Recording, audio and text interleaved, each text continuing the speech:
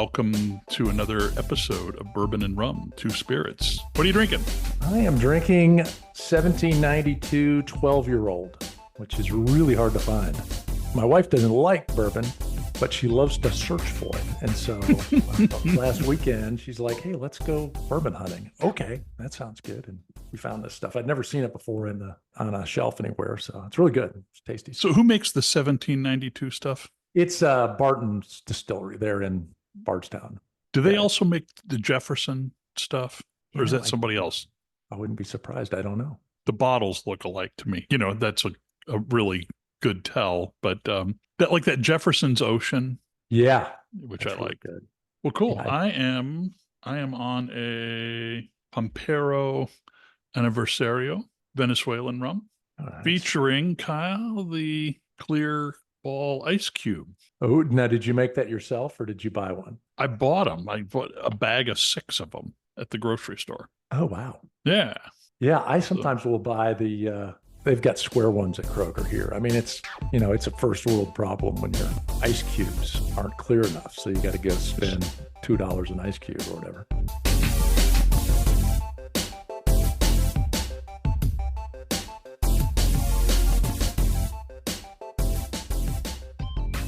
Well, it's good timing as we're embarking on this journey.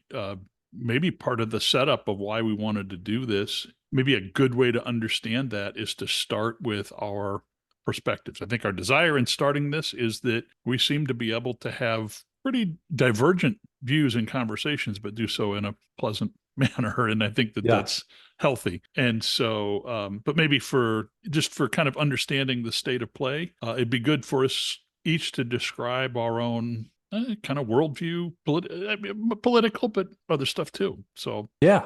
I mean, my viewpoint, I would say my worldview is probably more aligned with the right versus the left. I tend to think less government is better, especially when it comes to things like the economy or healthcare or other things where they're just not very efficient. I do believe in a government that has a strong defense and keeping us safe. But I also think, that's, I think, an area that, especially over the last couple of decades, has crossed a couple of different lines of thinking, because it's not just about having a strong defense and going and beating people up. It's also knowing when not to go attack somebody. Mm-hmm. And I think there's been a lot of differences of opinion, Iraq war and some of these things that traditionally everybody on the right supported, and now they're kind of less supportive of that kind of stuff, or what you see what's going on in Ukraine. And I think the other big thing, security for the nation, that's where it gets to me with the border thing about, they have nothing against immigrants. In fact, we're all immigrants, we're all descendants of immigrants. But if I fly out of DFW airport and I fly home from London, there's somebody checking documents and asking questions, but it's odd to me that you can just waltz across the border without any vetting whatsoever. So I think that's kind of scary. And then I would say, I'm a Christian, and I don't want the government telling us what to believe, but I do think it's important to recognize that the nation was founded with judeo-christian values. And I don't think we should be told what to believe by the government, but at the same time, I think there's values that we have that we came together as a nation that are important. So, but I guess bottom line, this is kind of my worldview, but I try not to be too dogmatic and stuck in some kind of philosophy, and always like to hear other perspectives. And I'm sure I don't have it all figured out for sure. Yeah, I think that's a good summary of how I experience our conversations with you. I think that you are thoughtful. I think one of the things that characterizes your approach is that you really do display a genuine interest in other people and in human beings.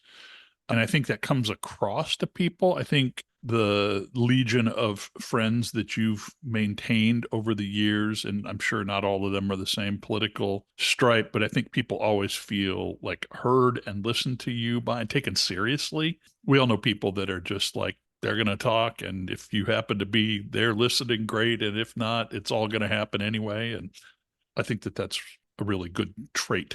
I'm interested, I won't dwell on this, but you've talked a little bit about this before, but the kind of evolving position on defense, obviously supporter of strength, but maybe the discernment about when do you use that strength and where do Yeah. you apply that leverage. Was there something, uh, maybe by more way of example, to understand your way of thinking? Tell me a little bit more about your perspective on the Iraq War, and when did you start to think that maybe that wasn't our best move? Yeah. I think at the time we're doing a no-fly zone since what? Since the 91 war, and every day there's intercepts, and we were at a constant state of war. And then you get in the post 9/11 world. Bush's thing was, well, we got to go solve problems before they start. Okay, well, maybe there's some truth to that. Obviously, the guy was a brutal, horrible dictator. You know, hindsight's always 2020. Then you fast forward through the war and all the disaster that it became, and then it does make you wonder about, is the theory that every country is capable of being a functioning, stable democracy? You know, I mean, look at Afghanistan. I mean, is that realistic to believe? I think there's a lot of people that want it to work, and I think people's desires in a good place, but it's just become such a mess. And is it? I don't know. I think then you pull back the curtain and you see that the guy was just bluffing. He didn't have anything. And honestly, that to me is a lesson more than anything. Is that what the hell are we afraid of with some of these people? You know, we've talked about that with Russia. Well, I'm going to invoke the nuclear option. Well, you've got a military that's 40 years old and it's rusting. I mean, what the hell are we worried about? You know, like Iraq. My gosh, they have this huge army and they, you know, like collapsed. I mean, yeah, they can build bombs and blow up soldiers, but I But mean, they're not possessing some warthogs is a really strong advantage when you're right. when you're fighting Right. an army like Iraq, and you don't really need that many of them. And yeah, Well, and I think that to me, that's been a big part of why I'm conflicted on Ukraine now, because, you know, I spent time there. I was working on a business project there went there 4 times and got to know a lot of the people. And you could sense they really appreciated their freedom. Like they post Cold War, they were excited that they were a democracy. Now, that said, there was a lot of corruption, and who knows, hard to judge. Is the government, it's still a pretty corrupt place, and you know, who knows who's on what side. But you start thinking about it like, well, okay, that makes sense. It's like the Cold War. We need to support them because Russia could come get us. Then you start looking at it maybe more pragmatically, and or is Russia doing this because everybody's been pushing NATO and hey, we're going to add Ukraine to NATO, and now it's sticking them in the eye and, you know, baiting him into, you know, this. Whereas could you have had, you know, it's kind of like back to the Iraq thing. Could you have had a less than perfect agreement that wouldn't result in hundreds of thousands of people dying? right. Well, and I mean, just to pursue that whole line, I mean, how much of our aggressive posture inspires, you know, a lot of the 9/11? Why do people hate us, right? You think because we're just trying to spread democracy and everything like that around everywhere, but you know, sometimes the spreading of democracy has a lot of collateral damage, and we've not done a good job of accounting for how that plays out in the actual lives of people and how that leaves impressions of our country in there. Not Yeah. making excuses, but like, Yeah. Well, you spend time out of the country and you talk to people, you want to believe that everything we're doing is for the right reasons. And you got great people in the military and they're trying to do great things. But you start talking to people in other countries and their view of our various escapades around the world is not nearly as rosy as ours, obviously. yeah, I think that actually I share some of your conflict on Ukraine.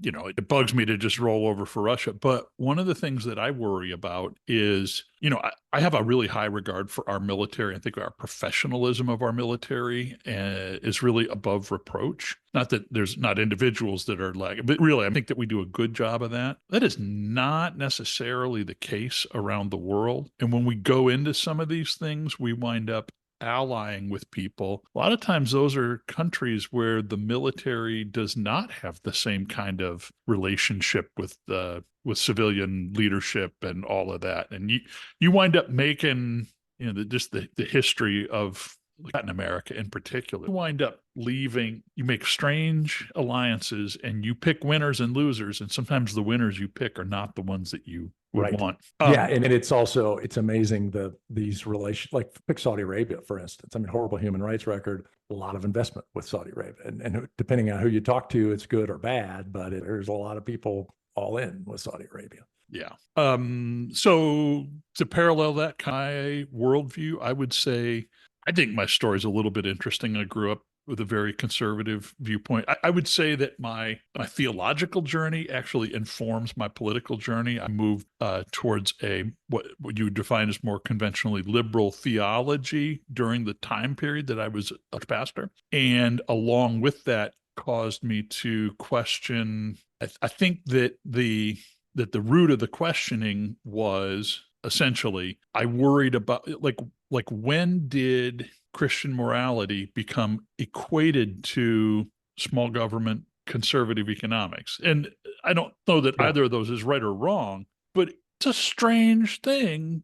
They don't necessarily go together, and they didn't in our history actually always go together. And so, how did that come to be? And so, that kind of questioning, I voted Republican up until Bush's second election, and I voted for John Kerry, then really making a move. I felt like the Iraq War was probably ill-conceived at the outset. Not that I had foresight, but I was skeptical at the beginning. And you pointed out that right around that time, I moved to Utah, and that probably plays no small part in my journey too. Yeah. Seeing what I think Utah convinced me more than anything that like monolithic politics is a horrible thing. I don't care what it is. Then I moved to California and I saw what the peril of monolithic Other democratic way. Yeah. politics can do. And so I really actually don't think it's a problem that we're having really, really close elections lately. I think that should be okay. That should lead to something better. This would be another day's topic. I think that the combination of whisker close elections, you cycle in and cycle out, coupled with an electoral college that results in really divergent outcomes, I think I'm not at the end of democracy thing, but I think that's a concern for stabilization in my mind. Well, and that's another topic, but it's like, it always kind of makes me laugh. Like, well, we've got a dysfunctional government. They can't agree on anything. Yeah, that's what it's supposed to do. If everybody agreed and rubber stamped crap, then you're in a totalitarian regime. I mean, I'm with you. I feel like there's a lot of polarization, but I wonder, are the disagreements any less polarized? And is it more just the nature of how people interact? Because I really respect your opinions, because you're not just going along with the masses. You are an independent thinker and you value reason and dialogue. And I challenge you on a belief. It's like you've thought about it. You've read about it. You have a significant amount of intellectual investment in your positions. And I think that's super admirable. And honestly, I feel like that's a big thing that's missing today. A lot of people are just slinging it off the cuff and haven't thought about their positions at all. I'd much rather be in a conversation with somebody I vehemently disagree with that actually evaluated their positions versus you, because you've had it too. The same guy you talked to about is just says the same thing and there's no thought behind it. It's hard to have a conversation with a person like that. Yeah, I wonder, kind of linking those thoughts, I wonder to what degree it seems like we're just at these polar opposites. But if you peel off the veneer of obnoxious and you look at where we are on policy positions, so I love history, and go back to the Hoover administration, and then Roosevelt gets elected and brings in the New Deal. Like, those are almost completely different political and economic systems. It was that big a shift. And then I've mentioned before, just the last week, we got inflation controlling policy statements from Harris and from Trump. And if you took the names off of them and the dates off of them, you'd actually have a toss up to like who's what or who's supporting what. And it's almost like you'd have a double blind study and put a policy out there, like it gets submitted by one of the campaigns, and we reveal it at some point after all of these pundits have to weigh in on, because right now it's like Harris suggested, oh my gosh, it's fascism, it's communism. Actually, it's not very different than what the other suggested a little while ago. You look at president after president. Has there been a president that left the budget by 90%? No, I mean, they're all spending the same amount of money. It's just on different stuff. Right. And the degree of difference here is, and again, I don't want to sound like a dig, but the Republican Party, the party of fiscal conservatism, look like the Trump administration was not exactly a budget cutting Yeah, machine. because nobody's winning on a platform of, hey, we're going to do about 80% less than what we do now. My State of the Union address is going to last about 10 minutes because we're not doing anything. Right. We're doing what a company does when things are bad. You tell all of your departments, I need you to cough back 5% for me. Yeah. Figure it out. Like that happens at the federal Right. Yeah. The layoffs. level. Yeah. I didn't see that. Right. Yeah, it's anyway, so that's kind of my shtick. I think I actually probably lean economically too conservative for most Democrats, although I tend to be on that side. I think it's unfortunate and this isn't just a Republican thing, but I do think it's troubling how I thought a little bit about this, how I was going to say this. The cultural issues that are a big deal right now. I thought you stated it in a really respectful and reasonable way that the country was actually founded by deists who didn't really believe much, but I admit that it came out of Would disagree with that, but yeah, okay. but I mean, it came out of the tradition of classical Western judeo-christian. Like, I think that's a reasonable statement. What troubles me, though, is the way that the cultural issues are used. It really, I will say this, it bothers me when it's treated flippantly, Yeah. that the Democrats are just for anybody who wants whatever letters in front of their name. And like, I don't, like, I understand that people have moral concerns about people's behavior or things that they wouldn't do themselves. I would say that much more the tenor of the founding of our country is to kind of leave people alone. And regardless of where you are in that, it's not cute to make fun of people. And No. I'm not trying to backdoor slam Trump, but it is kind of what bothers me. Like, don't take that seriously. If people's gender, sexuality, their choices, things that really matter to them, that's not a punchline for us. And you don't have to agree, but I do think that people deserve respect. And it troubles me that those kind of punchlines get so much laughter and welcome, because I think that actually undercuts the moral position that people might go into it with. Yeah. I mean, I think it's interesting. I think, well, I don't agree with everything the guy says. I think by far I don't agree with everything he says. But I think a lot of people like the fight, like the spirit of somebody who's going to go to battle, even if it gets messy, because they see people roll over and don't stick up for themselves. And so I don't know. I think there's an attractiveness of that, even though there's ugly repercussions, I think. I am interested in pulling on something, though, that you talked a little bit about from why the kind of that Judeo-Christian mindset and what is the connection to a democratic capitalist economy. And I do think there's a connection there, because if your worldview is one that God is in control and he's the provider, I think your viewpoint isn't that the government's going to take care of it. It's that you're going to take care of it with his help. Right. And I do feel like that's if you go to Europe, where it's a much more, hey, the government's going to do this, the government's going to do that, the government takes care of everything. I think there's a connection to the higher level of atheism and non-belief in some of those countries, where it's like people are putting their faith in the government. They're not putting their faith in God, so I do think there's a connection. I can see that. I don't know if that, I see that linkage and that kind of common thread. I don't know if that explains why the political alignment that we have. And that's another entire podcast series to get to the bottom of that.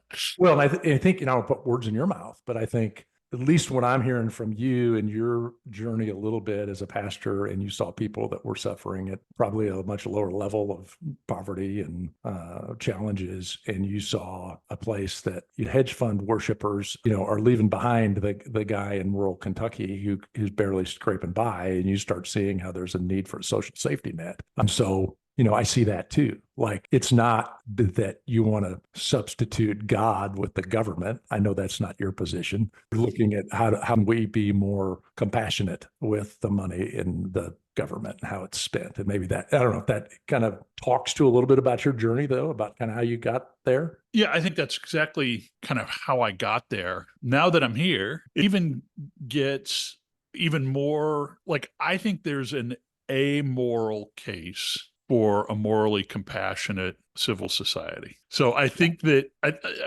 what got me there was the fact that I do kind of care about people. And I think a system that creates so much wealth at the top ought to have the ability, like the ought to have, that's my moral part, right? That it ought to be designed so that if we're going to let people be trillionaires, you shouldn't starve to death. Nobody should starve to like that ought to be the trade-off.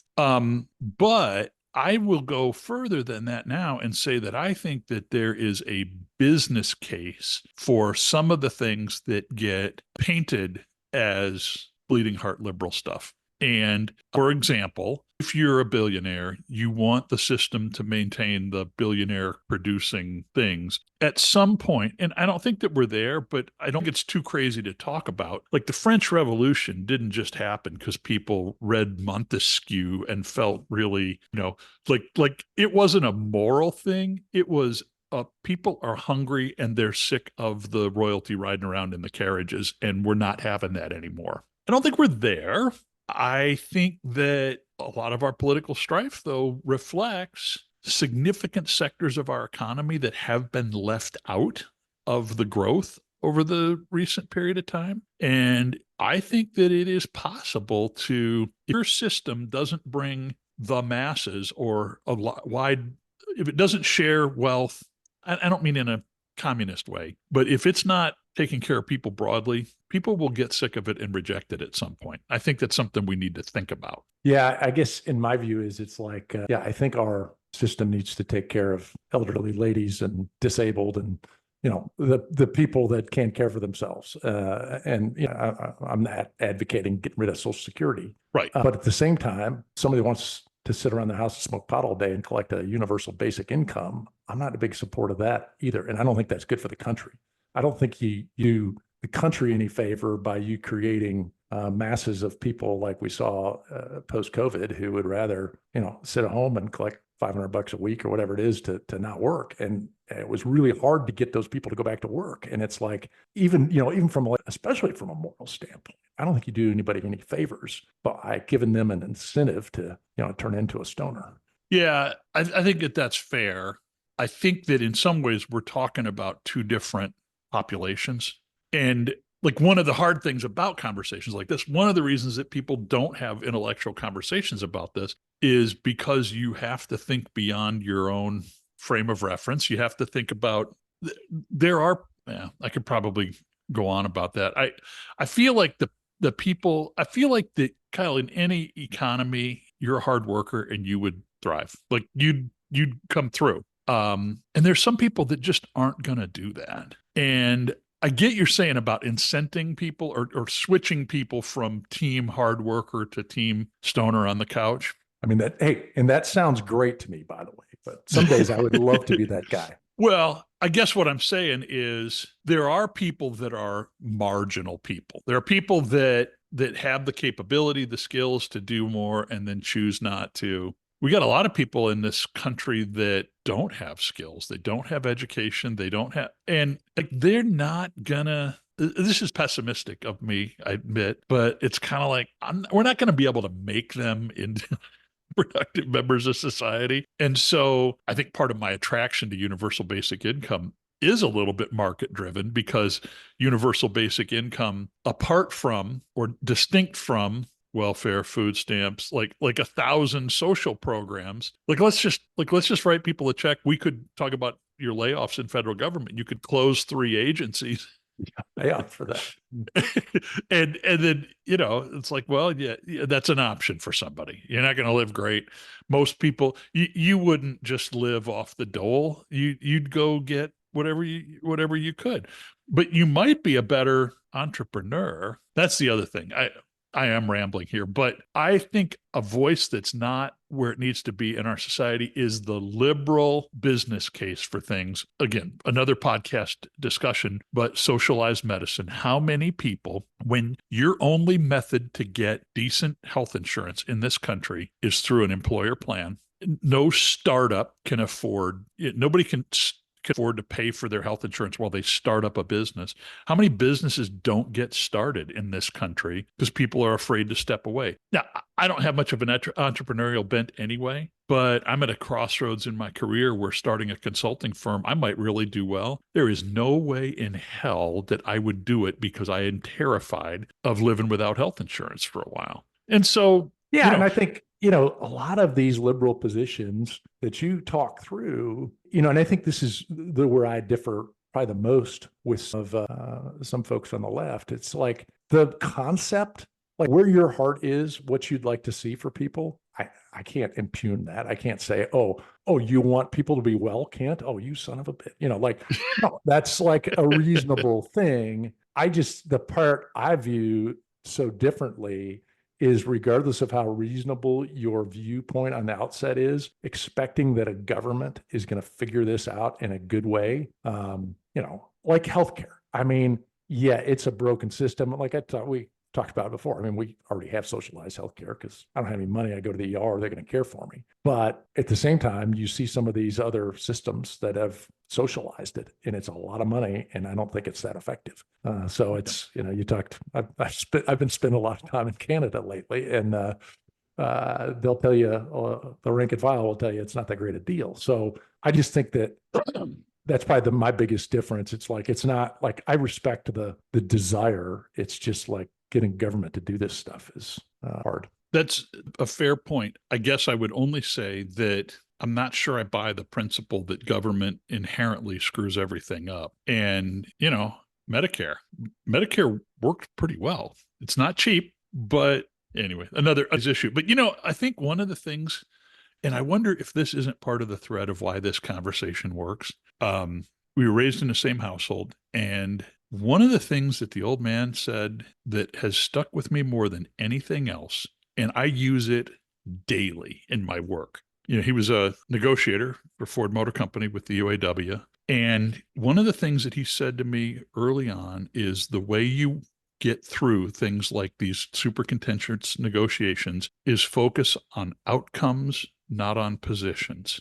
In other words, if you go in and say, we're not giving them more than 3%. And like, you're going to strike for that when you might be able to find something that would be more than that. And everybody's happier in the end. You lose when you're stuck on positions and it's thinking about outcomes. And I think that's in some ways a metaphor for what's wrong with our civil discourse right now. People are dug in on positions. They're like governments. And again, I understand your principle. But no, but it goes to exactly what you're saying. I mean, okay, hey, we want what's going to take care of people the best. Okay. Yeah. And then we can have an argument about universal basic income or maybe other incentives or whatever. But, the outcome, everybody, I mean, honestly, both parties are trying to get to the same thing. Everybody wants a killer economy.